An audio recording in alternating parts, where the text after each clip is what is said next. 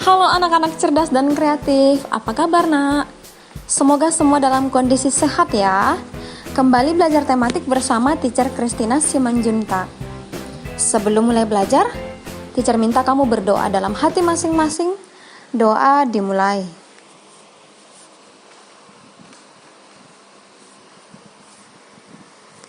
Doa selesai.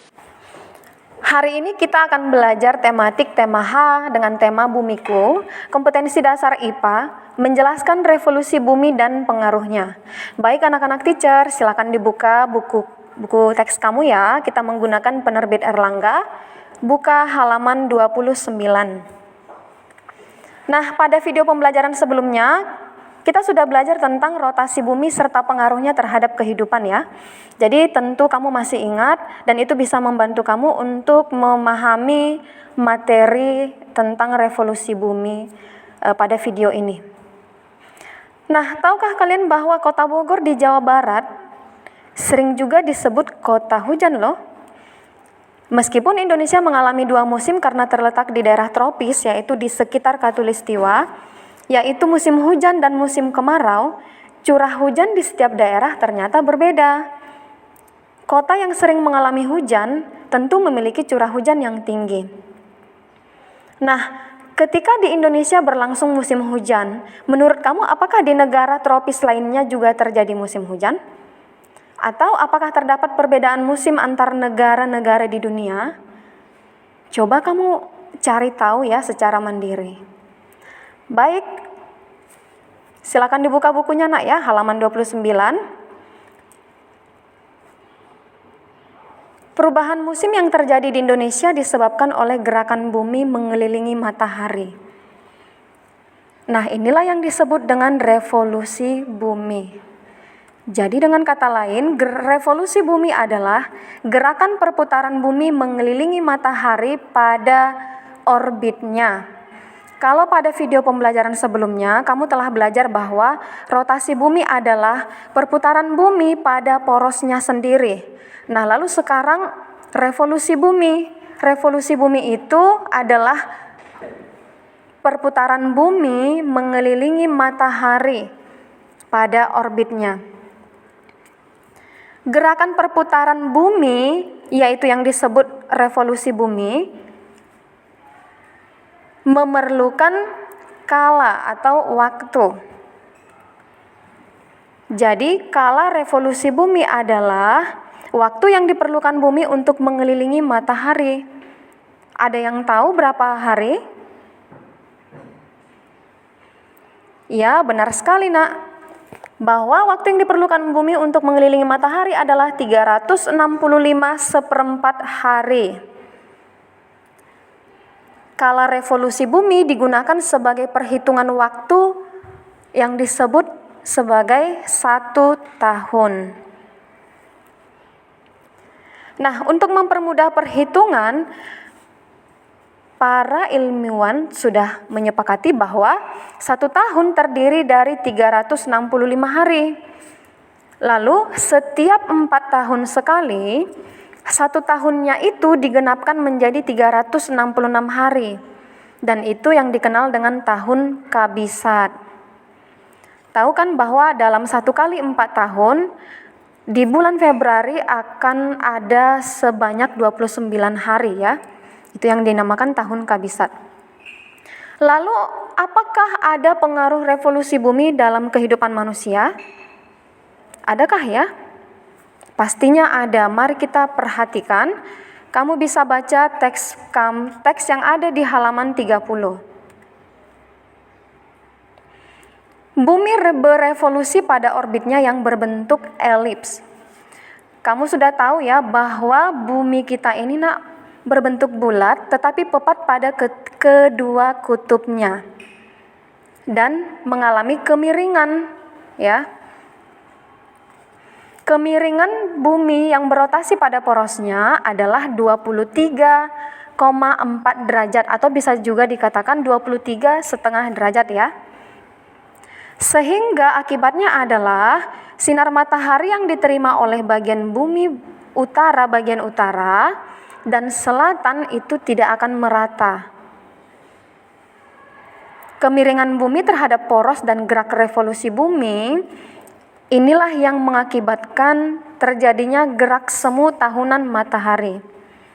Tentu kamu masih ingat bahwa salah satu pengaruh rotasi bumi adalah terjadinya gerak semu harian matahari. Lalu kalau pada pengaruh revolusi bumi, yaitu yang pertama adalah gerak semu tahunan matahari. Maksudnya bagaimana, teacher? Apakah matahari bergerak selama setahun? Tentu tidak ya. Kita sudah belajar bahwa yang bergerak itu adalah semua planet mengitari matahari. Artinya bumi yang bergerak, bukan matahari. Gerak semu tahunan matahari adalah kedudukan peredaran matahari yang dilihat dari bumi selama sepanjang tahun. Jadi seolah-olah matahari itu melakukan pergeseran dari utara ke selatan dari khatulistiwa. Kamu bisa melihat pada gambar ini ya. Lalu akibatnya apa? Akibatnya adalah matahari seolah-olah tidak terbit dan tenggelam pada sisi yang sama setiap tahun. Masih ingat kan pada rotasi bumi, terjadinya gerak semu harian matahari mengakibatkan seolah-olah matahari terbit di sebelah timur dan tenggelam di sebelah barat. Nah, jadi pada pengaruh revolusi bumi ini, seolah-olah matahari tidak terbit dan tenggelam pada sisi yang sama setiap tahun. Kadang-kadang terlihat matahari terbit agak di sebelah utara, kadang-kadang juga bisa terbit di arah agak ke selatan. Kamu juga bisa melihat pada gambar di buku kamu halaman 30, oke?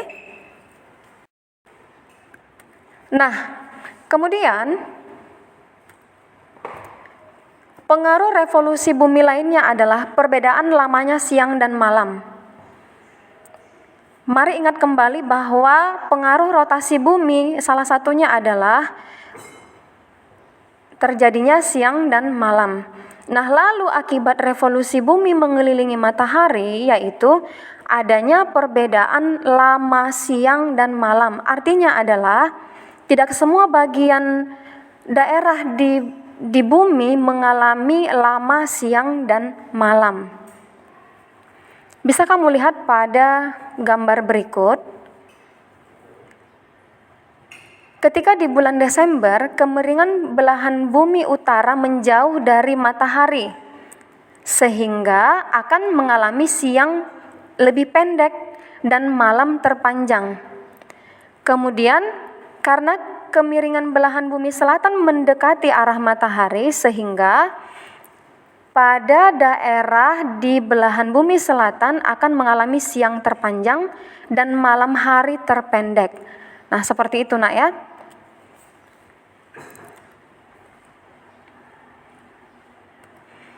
Pengaruh revolusi bumi lainnya yang ketiga adalah terjadinya perubahan musim di berbagai belahan bumi sepanjang tahun. Pada gambar ini kamu bisa melihat perbedaan musim ya, musim semi, musim panas, musim gugur, dan musim dingin. Nah, akibat revolusi bumi yang mengelilingi matahari ini, daerah yang lebih dekat dengan matahari akan lebih banyak mendapat cahaya dan panas matahari, sehingga kawasan tersebut menjadi lebih hangat dan mengalami musim panas. Lalu daerah yang kurang menerima cahaya dan panas matahari akan menjadi lebih dingin sehingga mengalami musim dingin. Mari kita lihat tabel pembagian musim pada belahan bumi utara dan belahan bumi selatan. Yang pertama, pada 22 Desember hingga 21 Maret, di belahan bumi utara akan terjadi musim dingin, sementara itu di belahan bumi selatan justru terjadi musim panas. Ya, kamu bisa melihat perbedaan musim lainnya pada tabel ini nak ya. Kamu juga bisa melihatnya di buku kamu halaman 30.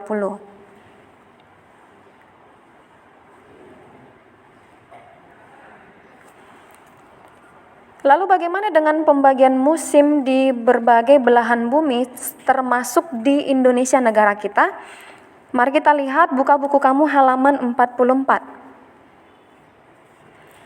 Nah, Kita tahu ya bahwa Indonesia terdapat 2 musim, yaitu musim kemarau dan musim hujan. Lalu beberapa negara lain ada yang mengalami 4 musim. Tadi sudah teacher jelaskan ya apa yang menyebabkan terjadinya perbedaan musim tersebut, yaitu akibat pengaruh revolusi bumi. Ketika mengelilingi matahari, sumbu bumi selalu miring sejauh 23,5 derajat dari garis tegak lurus pada bidang ekliptika, sehingga daerah di belahan bumi utara dan bumi selatan menerima paparan cahaya matahari dengan intensitas atau jumlah yang berbeda. Inilah yang mengakibatkan terjadinya musim. Kalau di Indonesia terjadi tadi adalah musim kemarau dan musim hujan. Musim kemarau terjadi pada periode April hingga September, sedangkan musim hujan terjadi pada Oktober hingga Maret. Musim hujan pada umumnya meningkatkan kualitas udara dan air bersih, serta membersihkan udara dari polusi. Tetapi curah hujan yang tinggi selama musim hujan juga dapat menyebabkan beberapa daerah mengalami banjir dan erosi ya. Kamu bisa melihat berita, biasanya di awal tahun di beberapa daerah di Indonesia akan mengalami banjir akibat intensitas hujan yang sangat tinggi. Lalu musim semi. Musim semi adalah kondisi yang terjadi di daerah tertentu dengan ciri utama yaitu pepohonan ataupun vegetasi atau tumbuhan akan kembali tumbuh setelah musim dingin. Nah, musim semi terjadi di bumi bagian utara pada 21 Maret hingga 20 Juni. Sedangkan pada bumi bagian selatan, musim semi terjadi antara 23 September sampai 21 Desember. Sangat berbeda ya. Itu sebabnya apabila misalkan di wilayah Eropa, di bulan Desember terjadi musim dingin bahkan salju, maka di benua Australia akan sedang berlangsung yang namanya musim panas. Lalu musim panas. Musim panas yang terjadi di bumi bagian utara terjadi antara 21 Juni hingga 21 September. Sedangkan di bumi bagian selatan, musim panas terjadi antara 22 Desember hingga 20 Maret. Lalu setelah musim panas, musim berikutnya adalah musim gugur. Ciri-ciri utamanya yaitu daun-daun berwarna kemerahan lalu berguguran atau rontok. Di bumi bagian utara, musim gugur terjadi antara 23 September sampai 21 Desember. Sedangkan pada bumi bagian selatan, musim gugur terjadi antara 21 Maret hingga 21 Juni. Setelah musim gugur, musim dingin.